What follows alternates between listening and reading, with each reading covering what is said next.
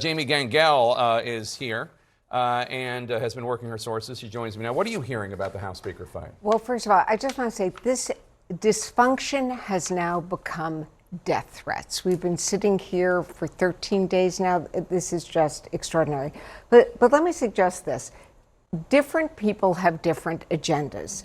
And Melanie talked about Kevin McCarthy being in that meeting. I want to show you two pictures. One is that I'm told by my sources that Kevin McCarthy's office wouldn't let them take his name off the speaker's door. I think we have a picture of it. It's still right up there. He's not the Speaker of the House, though. He is not the Speaker of the House. Number two, if you look on the official website. Why does he want that on? If you look on the official website for house.gov, Kevin McCarthy is still listed as Speaker of the House. Is that even legal? So bottom line, possession is 9/10 of the law. Bottom line, as long as there isn't a speaker, okay. Even though Patrick McHenry is Speaker pro tem, right. Kevin McCarthy's using that office, I would argue he is still in charge.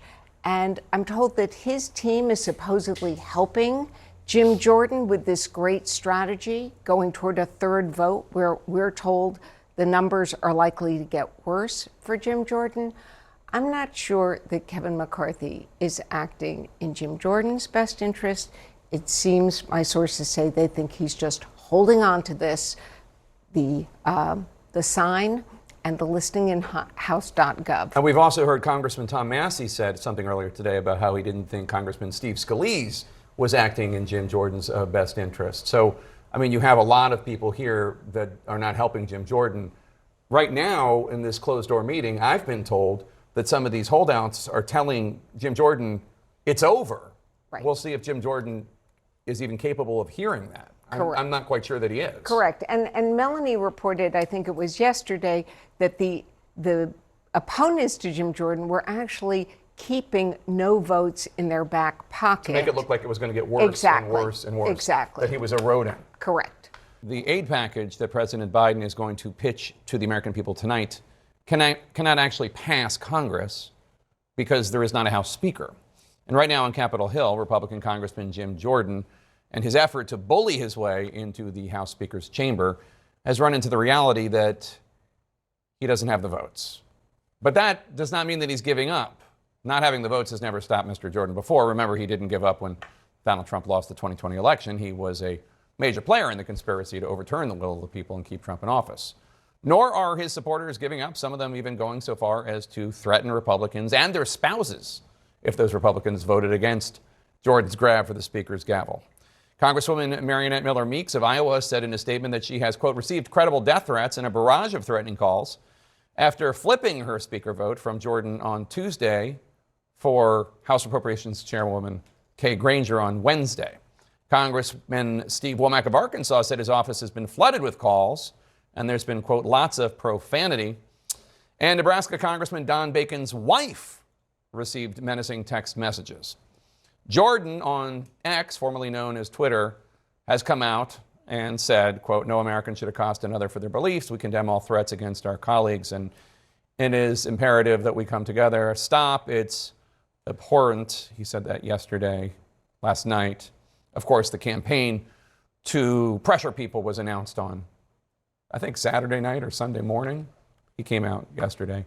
CNN's Melanie Zanona is on Capitol Hill. Melanie, after all of this, somehow, for some reason, Congressman Jordan announced that he's going to hold a third vote for Speaker. He's still trying?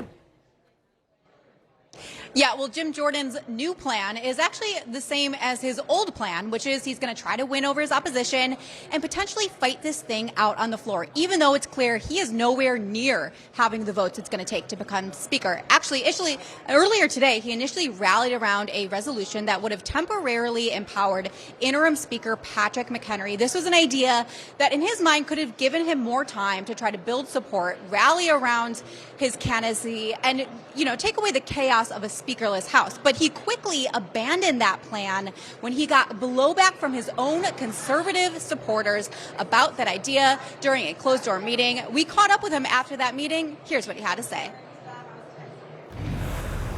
I'm still running for Speaker, and I plan to go to the floor and get the votes and win this race. But I want to go talk with a few of my colleagues. Particularly, I want to talk with the 20 individuals who voted against me so that we can move forward and begin to work for the American people. Now, Jordan is currently huddled with some of those holdouts in a meeting right behind me. Kevin McCarthy, former speaker, is also in there, as well as Patrick McHenry. But just to give you a sense of the uphill climb he is facing, I am told, Jake, that some of the holdouts are refusing to meet with him or even take Jim Jordan's calls. And one of the reasons why they are so upset is because of those death threats that you mentioned. A number of these holdouts are getting angry calls, menacing messages, death threats. I'm told that one of those members who voted against Jim Jordan had to have a sheriff stationed at his daughter's school because of these threats that this person is getting. So just to give you a flavor of how tense things are inside the Republican Party today, there's also a conference meeting earlier where we're told there was some screaming, there was some profanity-laced rants against one another. So Republicans are really scrambling right now to come up with a solution. At this point, Jake, though, no consensus, no speaker, and no ability to govern. This pressure campaign was announced over the weekend. He didn't say anything publicly to call off the dogs until last night, Melanie.